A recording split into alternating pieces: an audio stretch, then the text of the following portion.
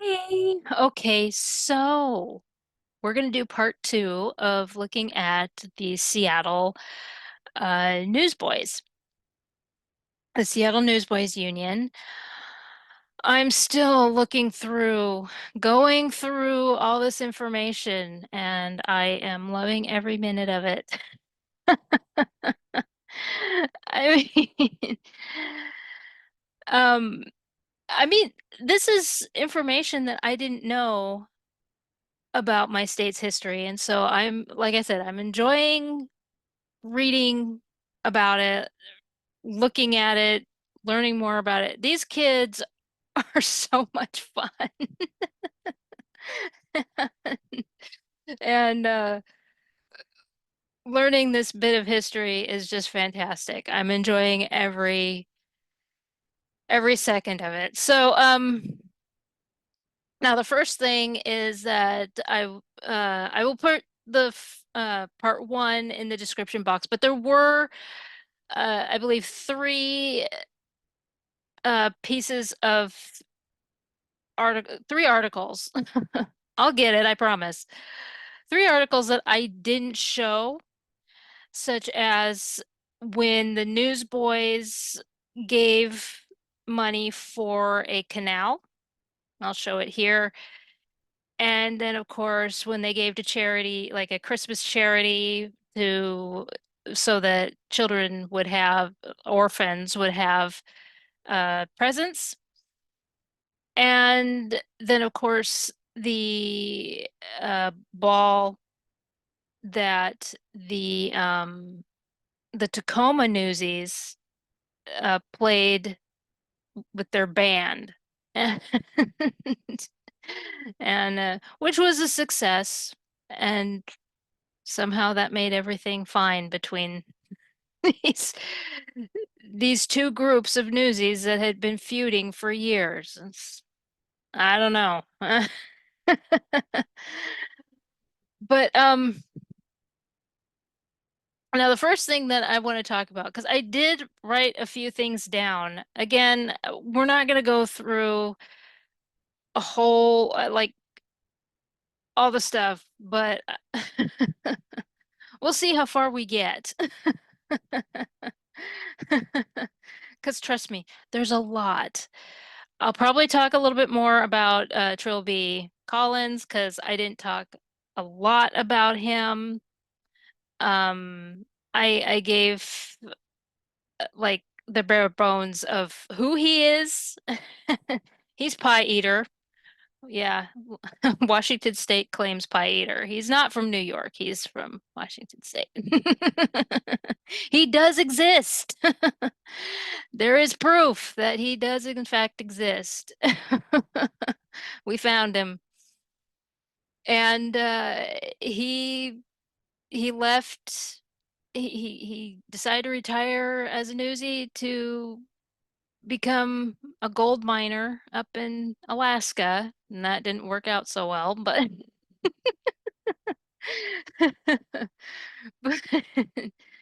so yeah, we'll look at him and a few other of the newsies.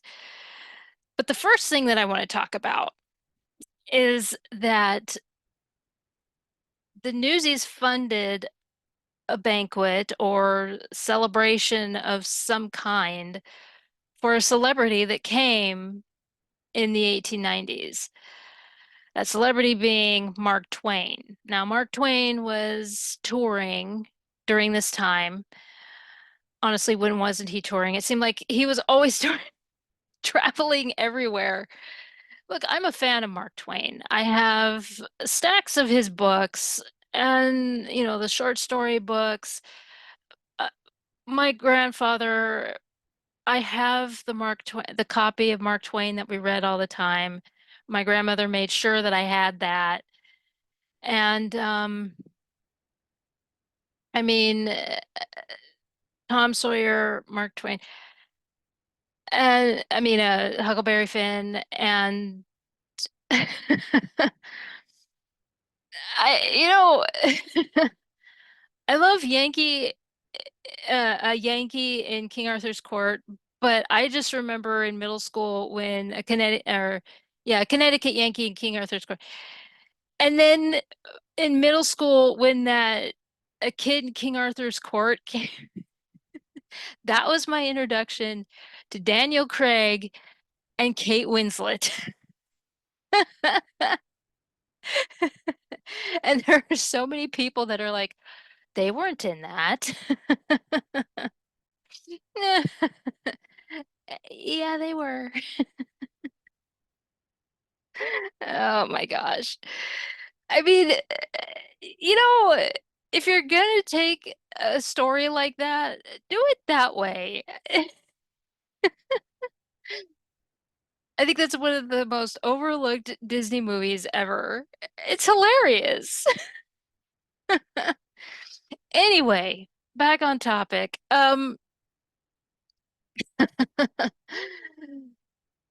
So Mark Twain was in Seattle, and Seattle, of course, wined and dined him, and he had a good time. I saw a couple articles talking about his accounts where he talked about being here and in the Pacific Northwest and everything, and he enjoyed it.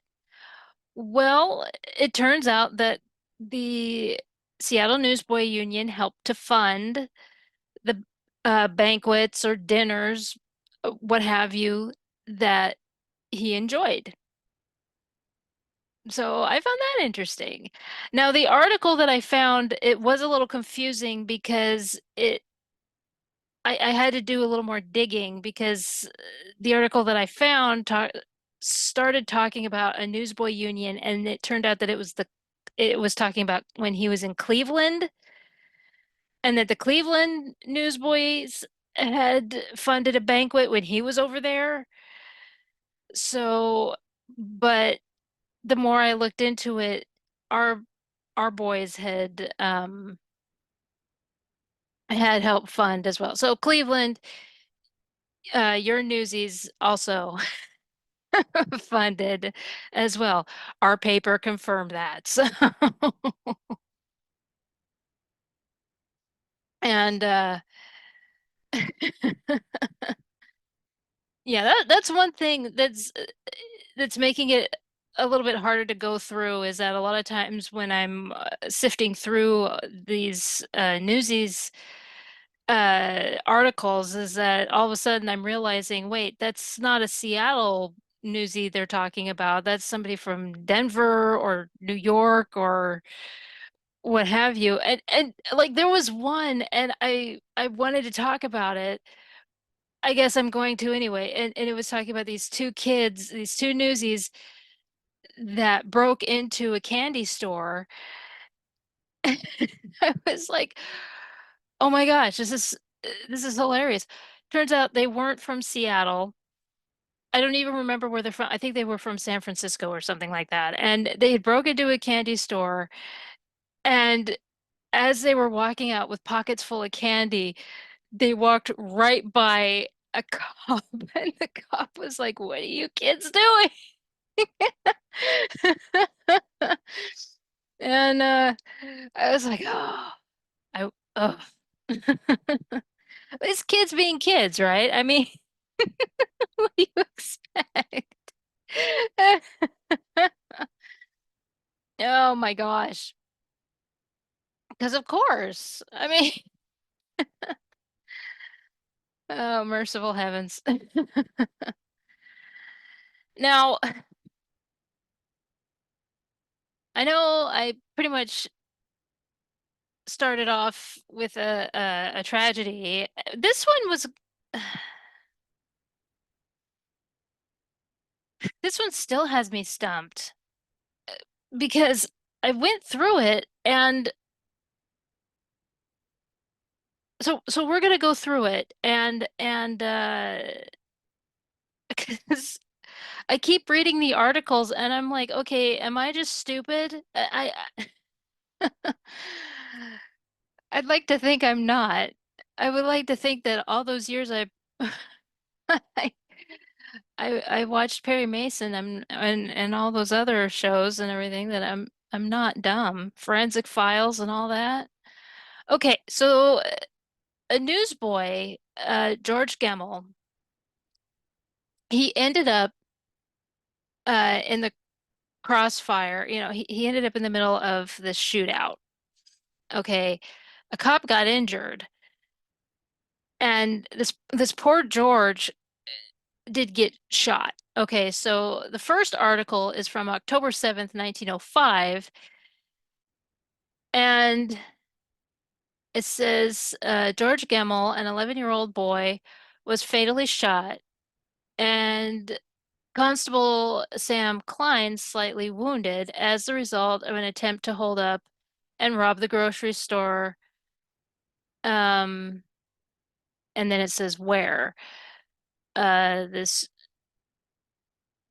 this gentleman by the name of Thomas Daly and his accomplice implicated in the holdup are under arrest, and the police are searching for a third man who is seen by two or three spectators of but who made his escape during the excitement. So the third guy escaped.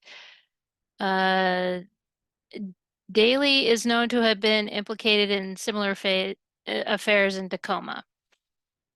Okay, so that was the first article. Now, fast forward to October 24th of 1905, and it says it reads that it may be a murder charge.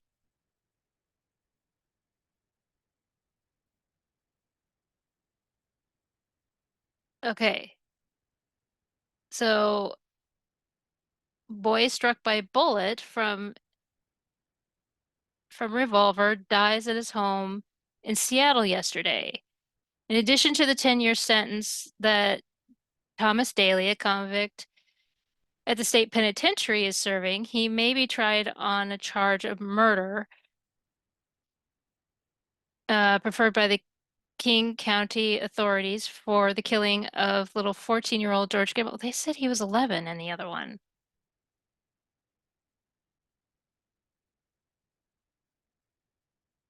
Is he 14 or 11?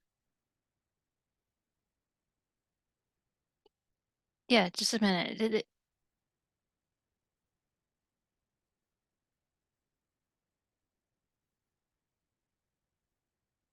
Oh, maybe it's faded. It looks like 11, and I think it's just faded, so I think it's 14. Okay, so okay, so he's 14. We'll go ahead and say he's 14. Okay, so he was arrested at Seattle about 2 weeks ago after the convict had made a desperate attempt to hold up a grocery store.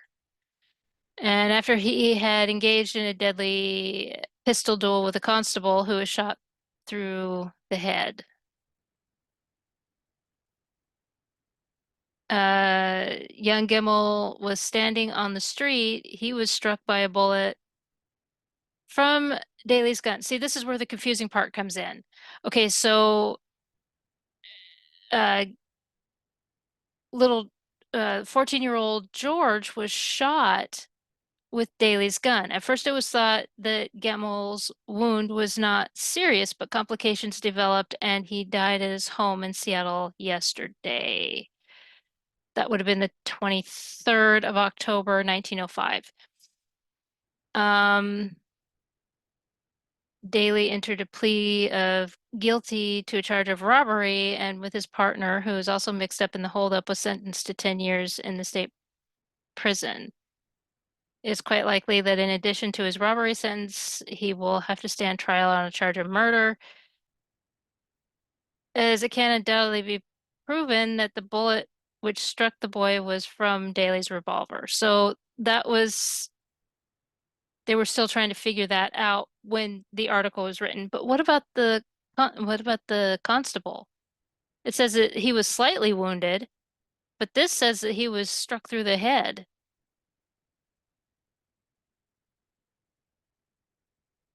That's not slightly wounded. I didn't even process that before.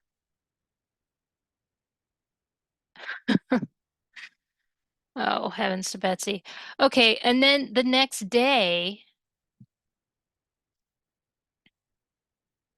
so then we go on to the next day, and this is where it really gets okay. So then it says file no murder charge. Okay, after all of that, this poor kid, this poor George was shot and killed, and it says that Daley is not to be prosecuted for shooting this this little boy, this 14-year-old kid. And it says it's established that the boy was struck by a bullet from the convict's revolver. Yeah, so it's murder. And it says Thomas Daley is serving a 10-year sentence in the penitentiary on a charge of robbery, but he will not be prosecuted on the charge of murder for the killing of George Gemmell, a 14-year-old Seattle boy who he shot while he was attempting to evade arrest for holding up a grocery store in Seattle, and for which crime he is now serving a 10-year sentence. I don't understand this. See, this is where I feel like I'm just what's happening here? So the autopsy revealed, let's see, that the boy was shot, could not be shot by anyone else except Daley. The bullet was a 33 caliber. The revolver that Daley carried was the same caliber. All the revolvers used by the officers were 45 calibers. This is like an open and shut case. I mean, he murdered.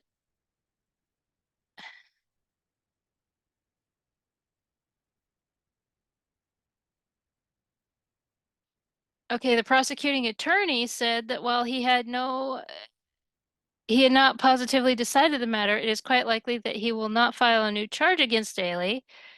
Says that the best he could do would be to charge Daley with manslaughter, and even then, there is a chance that he would not be convicted. He's not certain what effect an acquittal would have on the sentence now pending, as the boy was shot while while the robbery was attempted. Even if Daley were convicted of manslaughter, a lesser sentence than 10 years might be imposed.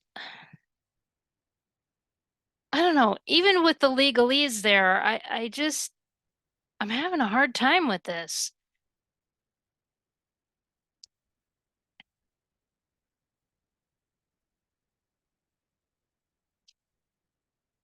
And what about the constable? I mean, the constable, how is he get shot in the head and you survive? Actually, I shouldn't say that because I know that there are other people who are, yeah. Scratch that one.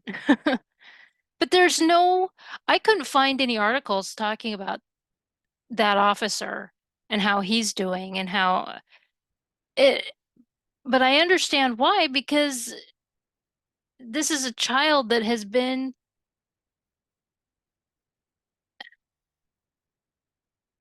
yeah, and then it just continues to talk about that the bullet was fired by, okay, it tries to explain that it showed that the autopsy showed that the bullet that struck the boy was of the caliber that Daley shot, uh, set the rest stories to the effect that the bullet fired from, yeah, it couldn't have been from the patrolman. The bullet entered the boy's left side above the hip bone and passed almost in a straight direction to the spine and the third lumbar vertebrae. It cut the lower end of the left kidney, but did not penetrate the intestines. The enlargement of the bullet in the spine caused pus to form.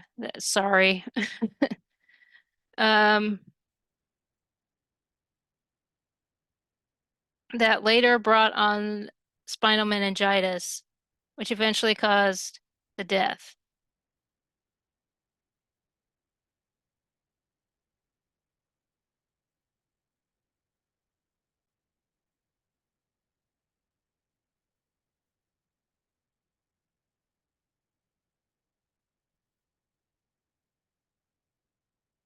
So because you hear about how somebody's already sick, and I've I've seen where cases are thrown out because, well, they already had this sickness. They already had a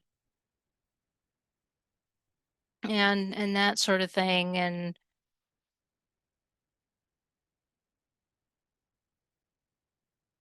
I don't know.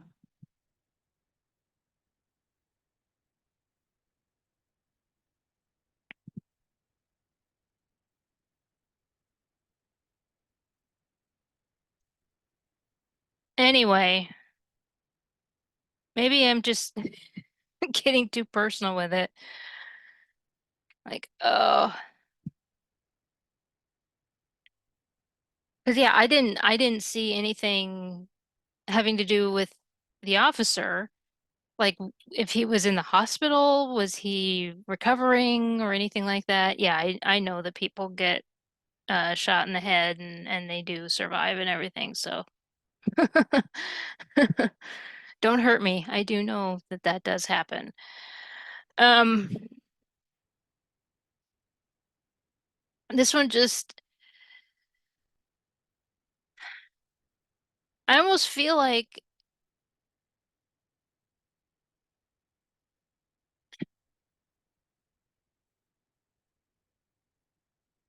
because maybe it's a case of because he's already in, well, those of you that would know, you can explain it to me because I guess it's the legalese is messing with my brain, and we'll move on because I don't want to get too in, let this anyway. So we're gonna move on. Now, this one, um, it's the article reads a silent newsboy. Put your nickel in the slot and he does the rest. Always gives the correct change. I wonder what this is talking about. An automatic vendor which sells newspapers and books invented by Seattle men to be made here. And turns out it was not okay. Let's see. None of the modern labor-saving inventions have been more successful or come into more general use than the automatic vending machine. It is in general use both in this country and Europe and has been found to save labor, wonderfully cheap to operate, and more accurate and honest in its dealings than any human salesman. So then they go into the newspapers. It makes me think that they got so tired of the all the what year was this anyway? I forgot to look. This was March 2nd, 1892. Yeah, it was because let's see, they went on strike in November because they set up their union in November. So like around October and November they went on strike. So this was around the time that all those strikes were happening. So they decided to do this.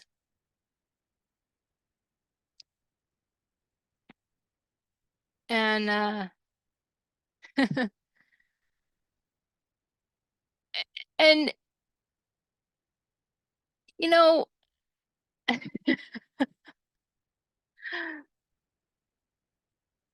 it makes you wonder because sure, they're right. I mean, the article is right that the vending machine is it was modern technology of its time, like back in the day. I mean, we're still using vending machines. I remember when I was in middle school, We begged to have a soda vending machine at the school.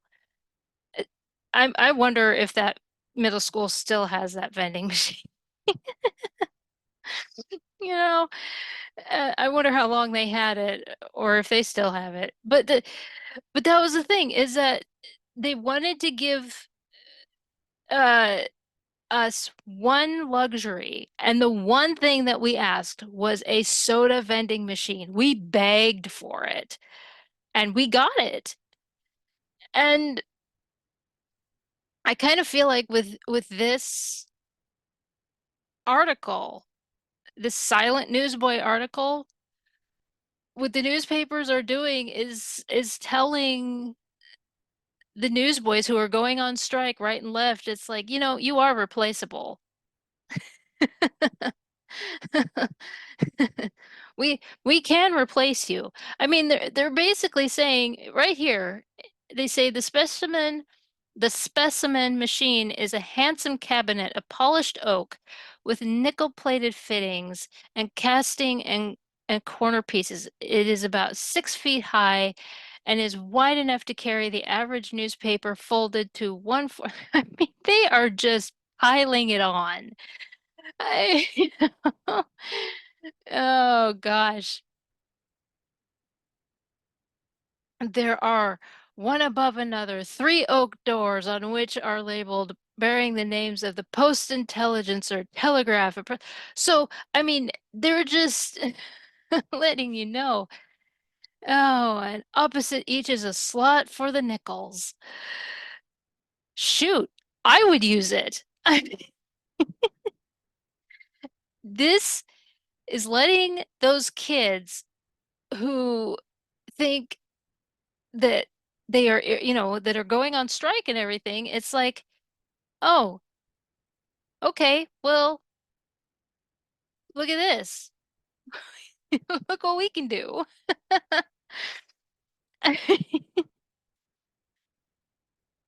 And and I find that really funny. Because, like I said in the last video, it was like the Oregonian was going on strike, the Tacoma kids were going on strike, and then the Seattle newsies went on strike. There were probably other kids who were going on strike. So for this to show up and say, you know what? We have a newspaper vending machine. You know, screw the newsies. We, we have this instead.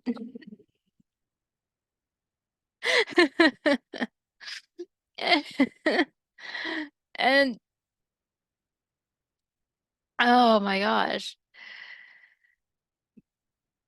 But it all worked out in the end. I don't, maybe they put that vending machine out. Who knows? All I know is that, I mean, these they came to an agreement somehow because these newsboys were all over in the news, everywhere in the news. Their their shenanigans were everywhere. In fact, uh, the president of the news, his name was John Gleason. Okay, now John Gleason was uh the president of the Newsboy Union for quite some time. He wasn't the first president. The first president, I don't remember his name, but he got in a lot of trouble. And so it's a good thing that they replaced him. But John Gleason, he wasn't the leader of the pack, but there's got to be something about newsboys and red hair because Kid Blink had he was also known as Big Red, and he had a lot of nickname. He had a lot of other nicknames having to do with his fiery red hair. Well, uh, Gleason, John Gleason was also known as Red Gleason or just Red.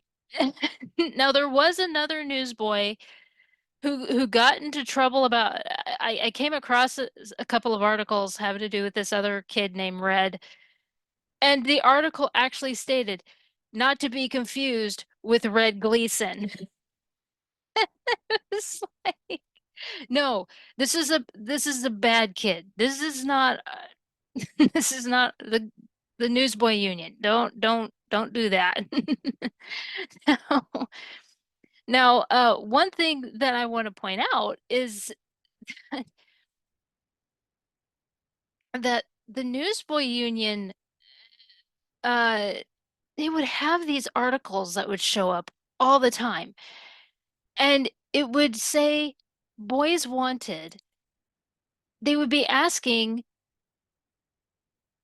to join the Newsboy Union, and it would say that you would have a news that you would need a certain amount of money, and that you would apply to John Gleason, the president, or you would also contact Arthur Higginbotham. If you remember the Higginbotham name, poor Cecil, he was the one that passed away, and so his brother took over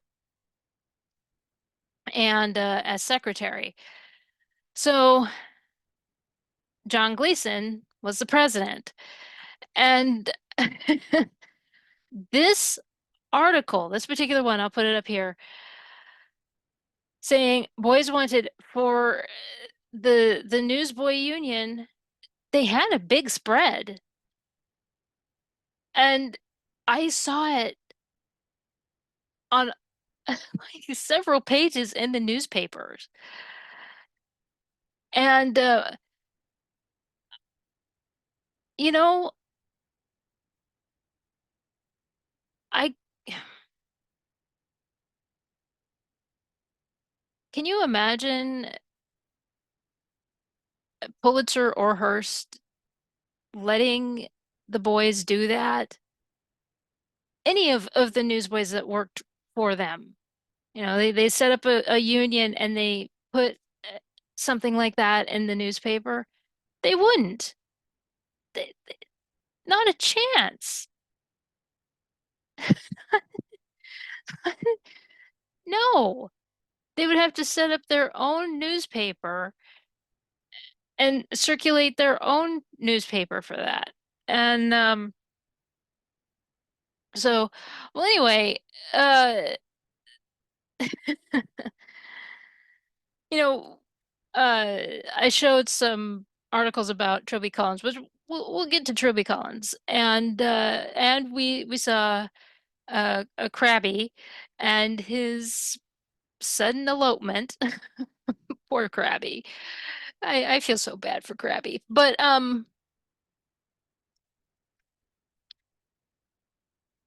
Red Gleason took a sudden trip and it got in the paper. And it's his Eastern trip. He decided he was going to go to the World's Fair, but he didn't pay for it.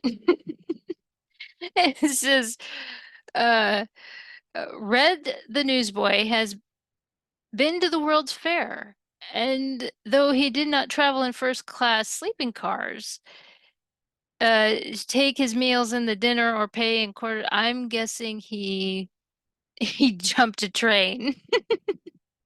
He did some train jumping. He had a thrilling trip and came back brimful of stories about his experience. I'm sure he had quite the stories to tell. Red is only about 16 years old. What year is this? I think this is like in the 1890s, somewhere in there. Okay, this is, oh, it's not in there.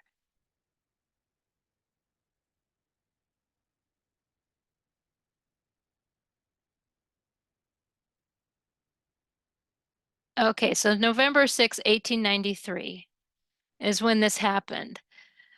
And Yeah, he's only 16 years old, is well grown for his age, and has seen as much of the world as many men of 60.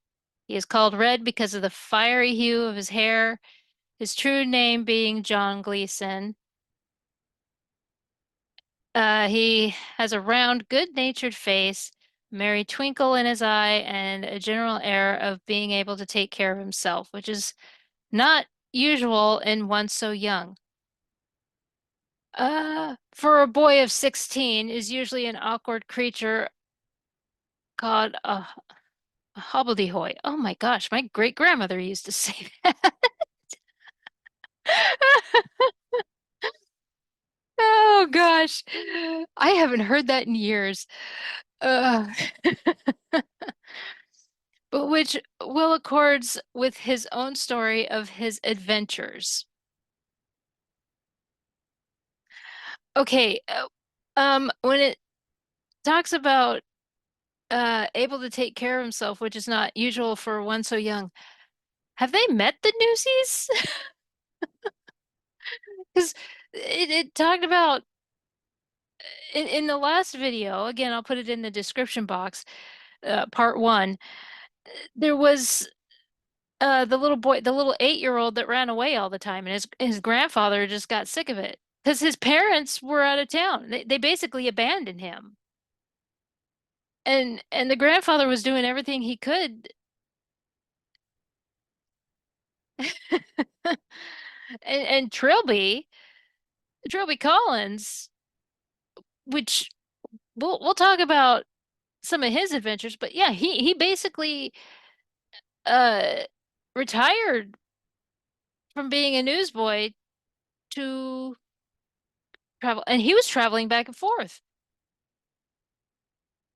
Might want to do your research, Pally, before you write stuff like this. Oh, heavens. Yeah, there's a lot of these kids who they're yeah, some of them are well traveled. Uh,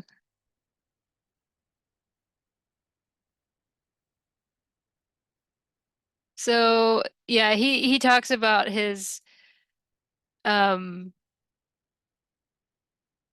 yeah, and I think the newspapers also have to consider that when they talk about their travels, I don't think they really traveled.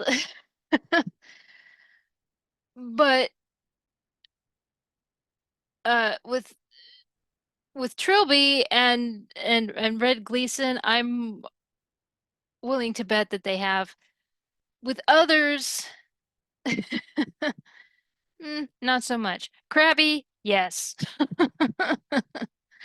That much was when you have a mother-in-law on the warpath, yeah, I would leave.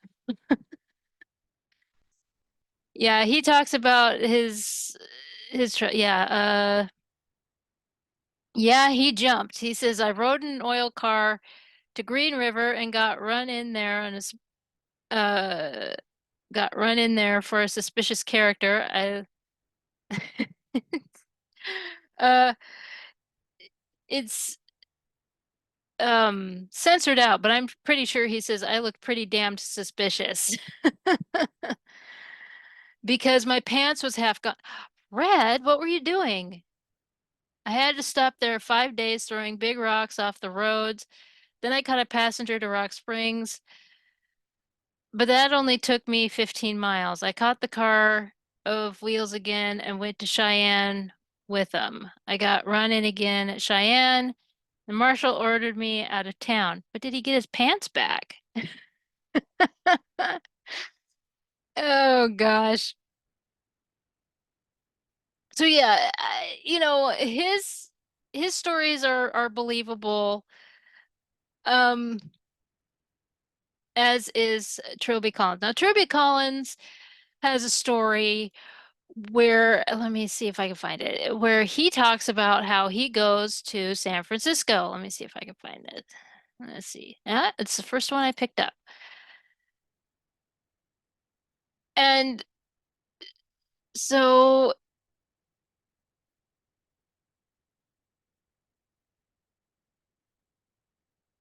Yep, he decides let's see. It says he's gone to Frisco. And it says, Trilby has left us and gone to bask in the sunshine of California for a few short weeks. And Seattle's own Trilby Collins, treasurer of the Newsboy Union. So he was, so I wonder when Arthur stepped down. Treasurer of the Newsboy Union and champion pie eater of the state. Uh, so yeah, he went,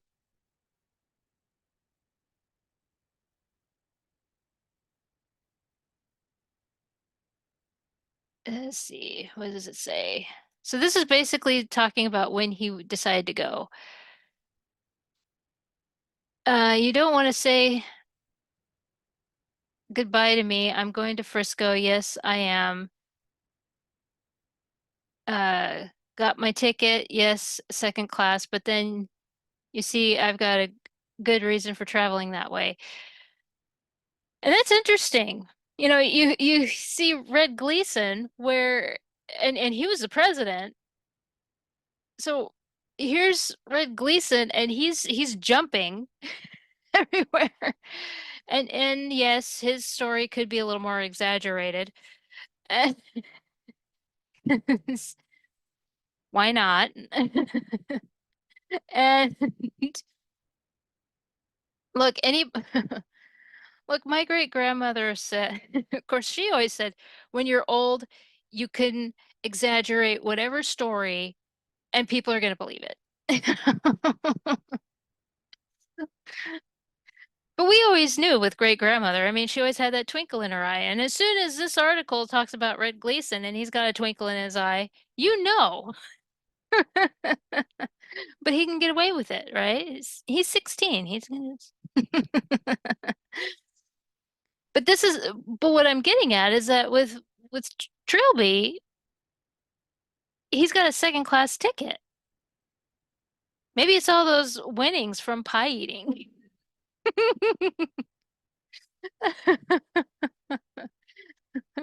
It's gotta be. It's gotta be that. Oh gosh. Oh. Yeah, because you would think that the president of the Newsboy Union would have like he wouldn't have to jump. Of course, maybe he loves the adventure. Who knows? Why not? Make things interesting. That's how I enjoy it. Oh, what's life without adventure? Oh, good heavens. Now, where was that?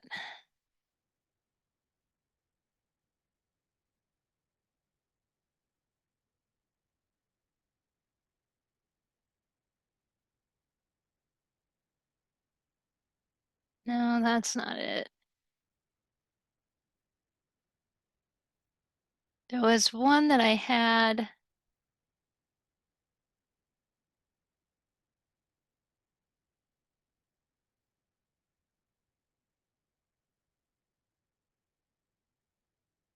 I think it's this one. Yeah, it's this one. Okay. So oftentimes I come across where the article is talking about a newsboy, but there's no name. And it breaks my heart because I would love to know uh the name of the and it could be that the newsboy just didn't want to give their name. It's understandable. You come across that enough times. So there was this article. Oh, what year was it? So December 27th, 1897. And the article is barely escaped suffocation. Fire almost ends the career of well-known fur merchant. So C.L. Hibbard of the well-known fur and hide firm came near to losing his life yesterday morning by suffocation from a fire in his home. A fire in some unknown manner had burned a large hole in the carpet on the floor of the sitting room, and uh, which let's just be honest here. I have a feeling that somebody was smoking, fell asleep. How else are you going to get? I don't know. That's the first thought that came to my mind was that, I mean, it's not like a fire just all of a sudden, yeah. Well, anyway, there was a newsboy on his way to the Post Intelligencer office, and he was passing by the house and saw the smoke coming out of the window, and he he kicked the door, he knocked on the door, and he yelled and until he did everything he could until finally Mr. Hibbard awakened, and then ran as fast as he could uh to an engine house, which is, the firehouse, and which was down the road from what it sounds like, and sounded the alarm. Uh, so Mr. Hibbard, with great effort, got up and started for the stairway, but found no that means of escape had been burned away. Retracting his steps, he made for the front of the house and leaned out of the front window until the arrival of the fire apparatus. When he was taken down by the members of Hook and Ladder Company Number One, soon he soon revived in the fresh air and assisted the firemen in putting out the fire, which was accomplished after a little trouble. The sitting room carpet, hall carpet, and stairs were hardly burned, and some furniture was considered considerably scorched. The damage is estimated at around $300, which who knows what that would be today. Oh, probably in the billions considering inflation. Okay. So his wife and son were not at home.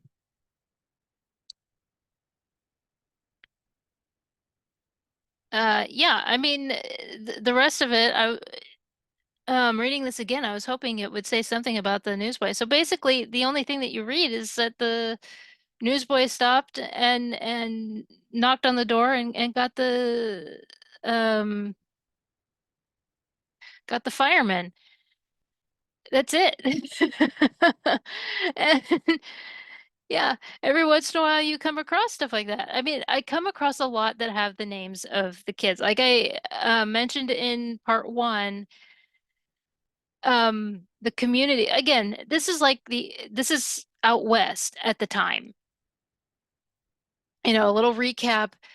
A lot of people were coming to San Francisco for the gold rush, and then they slowly migrated up to the Pacific Northwest.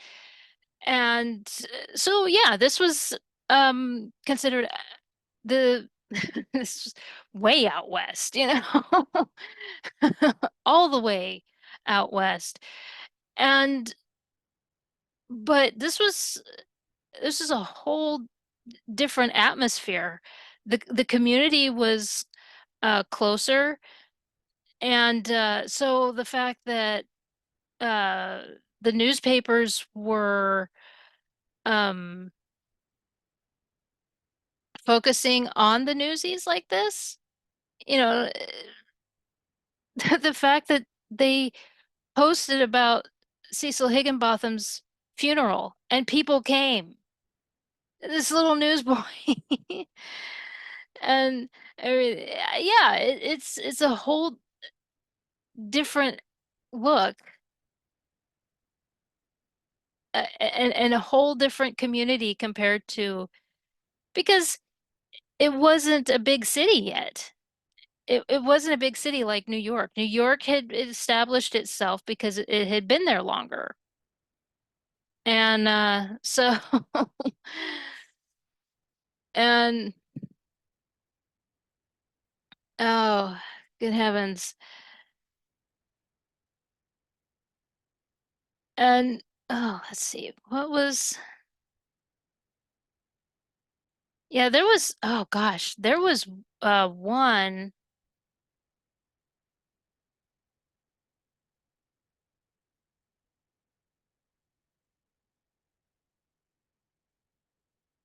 Let's see.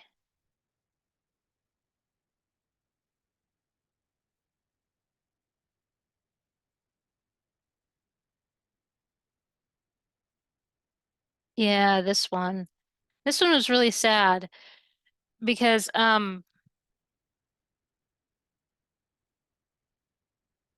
there was a gas leak. This was in this was August 25th, 1894. And there was some mysterious gas leak that happened. And let's see, where did it happen?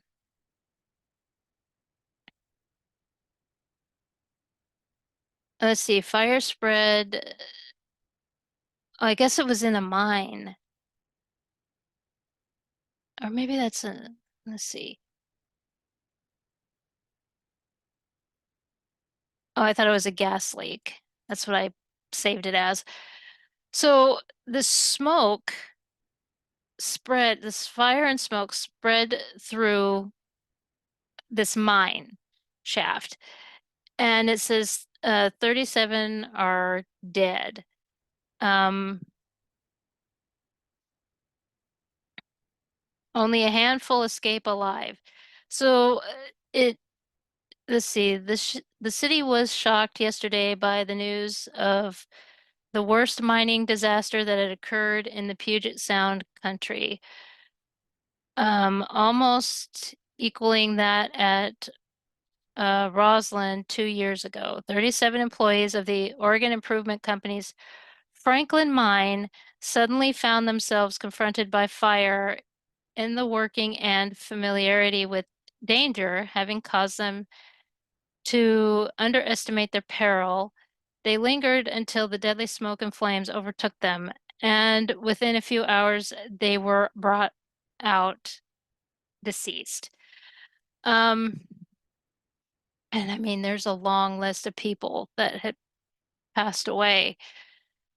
Um, Now, the reason that I talk about this is because there was a father and son who perished. Uh, oh, that's why I thought it was a gas leak. Okay, so of the rescuing party from the South sixth level was Johnny John, a gas tester who is now numbered among the dead. His boy, Evan John, is also deceased. The bodies of father and son were found lying side by side, showing that the father had remained in the gangway until he had found his son, but it was then too late and both died. Evan John, who is 18 years old, will be remembered as an ex-Seattle newsboy. He also sold peanuts in the Standard Theater about 3.5 years ago. He was commonly known as Peg, having but one leg and a wooden peg serving as the other. At the mines, he was recognized as a bright young fellow and was uh, boss driver of the sixth level north. So, I mean, this entire article is just sad. Yeah, I don't know why I thought it was a gas leak. Maybe it had to be because I saw the gas tester that his dad was a gas tester, but took a lot of lives and the fact that they couldn't get out and uh, it has a map of exactly what happened with the map here and just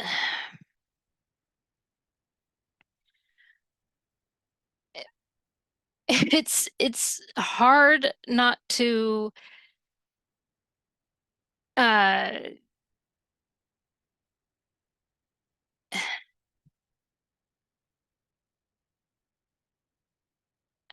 it's hard not to let it get to you personally because eh, when you read stuff like this, that people had perished. Like I've read quite a few of these articles where kids get injured, they end up um falling under the trolleys, which is terrible, absolutely terrible. And you don't want to say over and over again, well, that happened a lot, and because that makes you sound terrible. It's like a horrible thing. Kids falling under, there's the accidents, falling under carriages. Basically, they get run over, and that sort of thing. And well, just like poor little George Gemmell getting shot. There, there are others. There are quite a few in Seattle where they get shot. These poor little kids, they get shot. And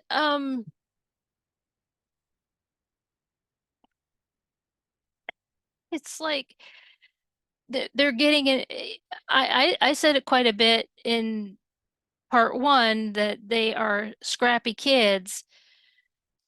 And but there's a sense of survival at the same time. And you have to take yourself out of, I say it a lot too, you have to take yourself out of the modern mindset and remind yourself that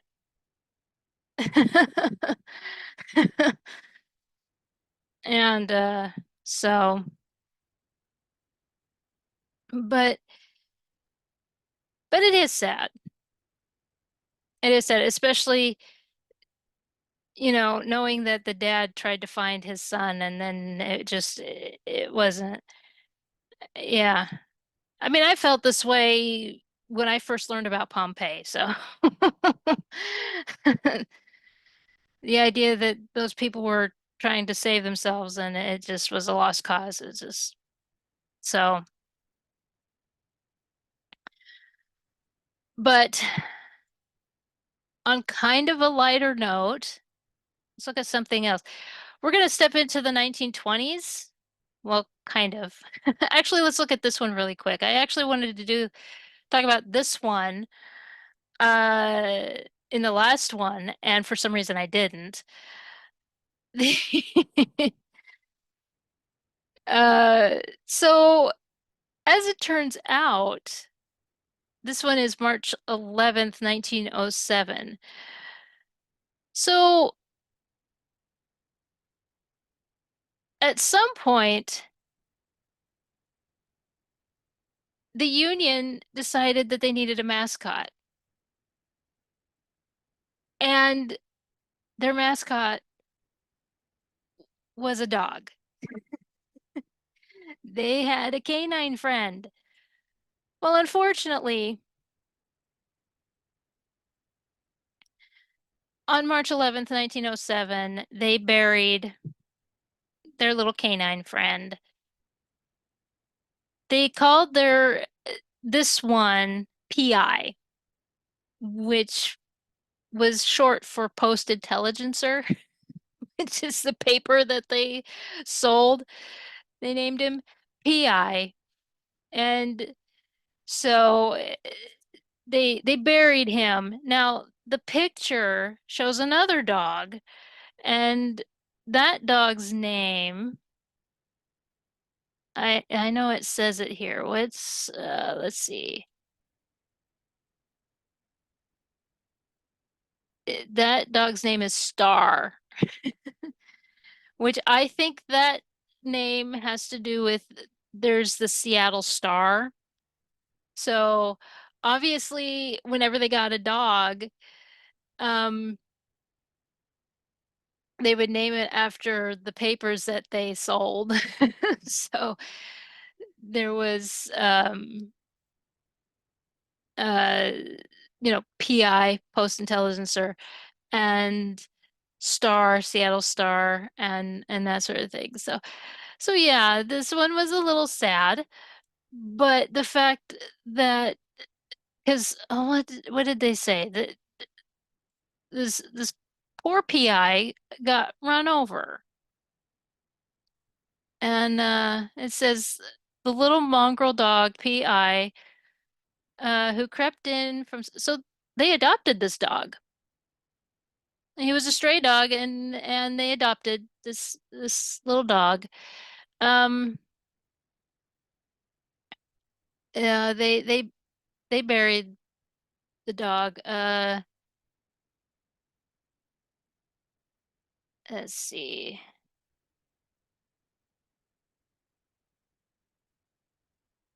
Yeah, PI was run down by an automobile, but the dog that you see here is his name's Star.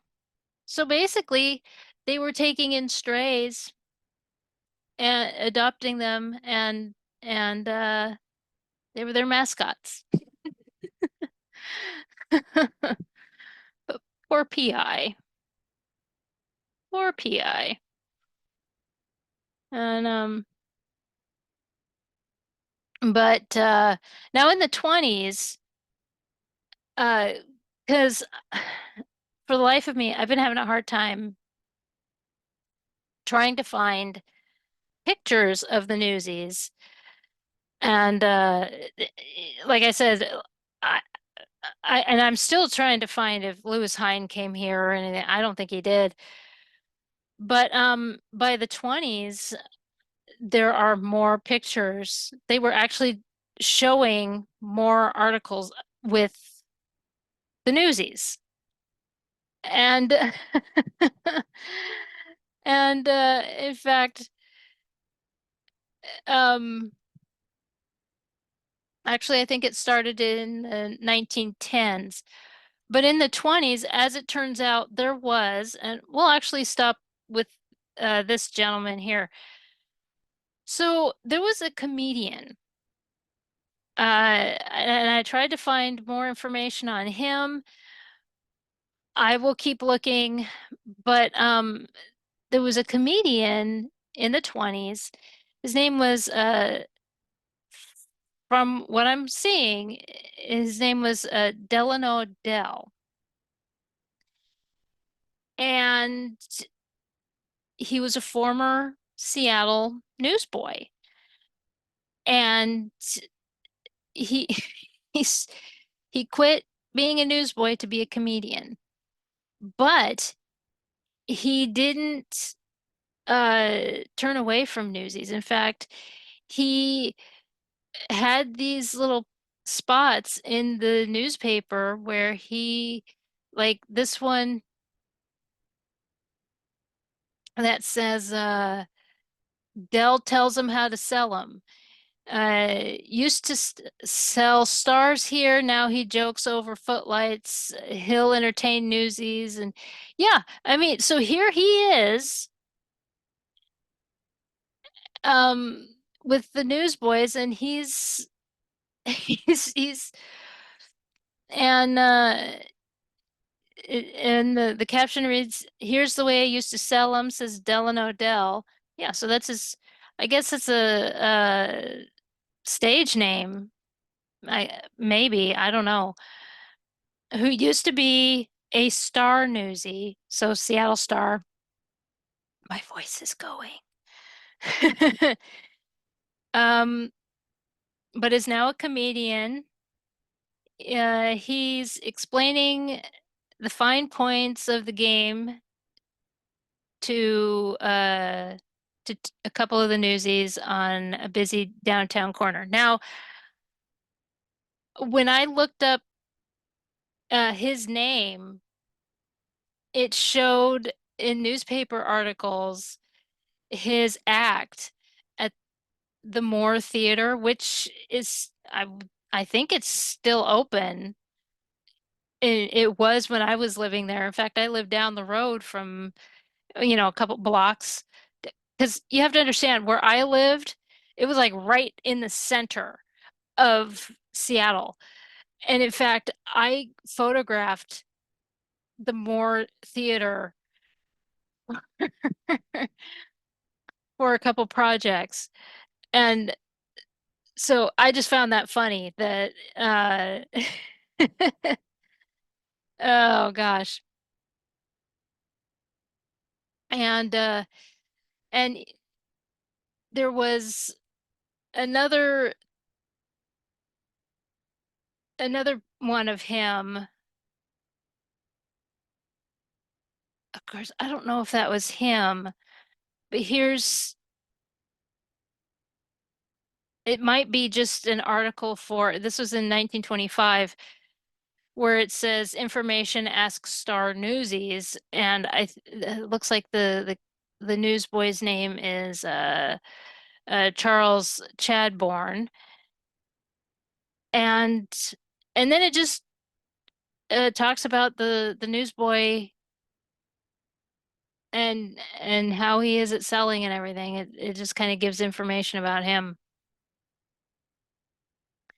and where he works.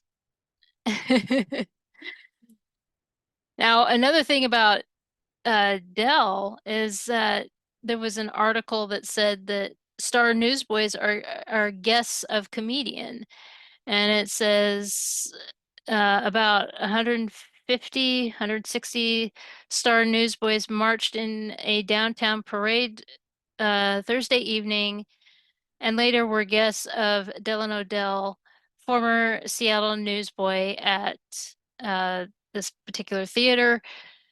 Now a comedian headed the parade and put on a special act for the lads who occupied seats in the balcony.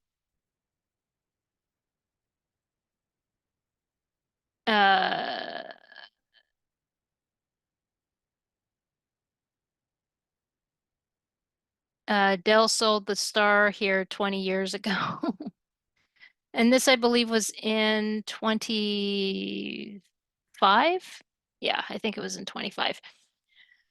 So, I did look him up. I will continue to look him up because, yeah, I think it's a stage name, but I didn't, before I sat down to do this, and I didn't see anything, but yeah, so um but yeah, for him to come back and he would so he never forgot his roots. But uh there were several of the New York newsies that did that. I believe, oh, what was his name? I believe it's Jack Sullivan, and he was a newsboy, and he was also a boxer. I'm hoping I'm getting this one right. And I believe he was a boxer, and he also had, I believe, a newspaper company for a while. Yeah, it's like newspa newspaper was like in his DNA. But but yeah, I believe Jack Sullivan had because I know that he was also a boxer, got in trouble with boxing, but and I'm sure somebody will correct me or I'll correct myself later.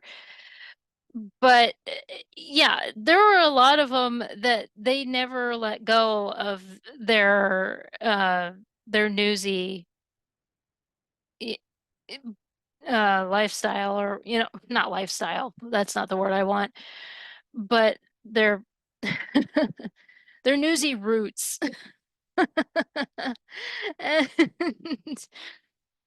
And and he's one of them. I mean, for him to come back um and to teach the youngsters, what he did all those years ago. Trilby was pretty much doing the same thing. And you know, so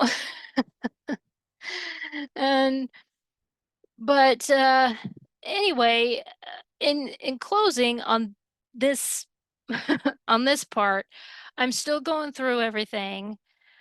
Um, I haven't seen where where the whole thing ended. You I don't know. I might go into the 30s. Who knows? It may have ended in the 40s for all we know. And but I'll keep searching. And I've been this has been so much fun for me. So if this turns into a series, fine. I'm enjoying it. But anyway, I'll close up here.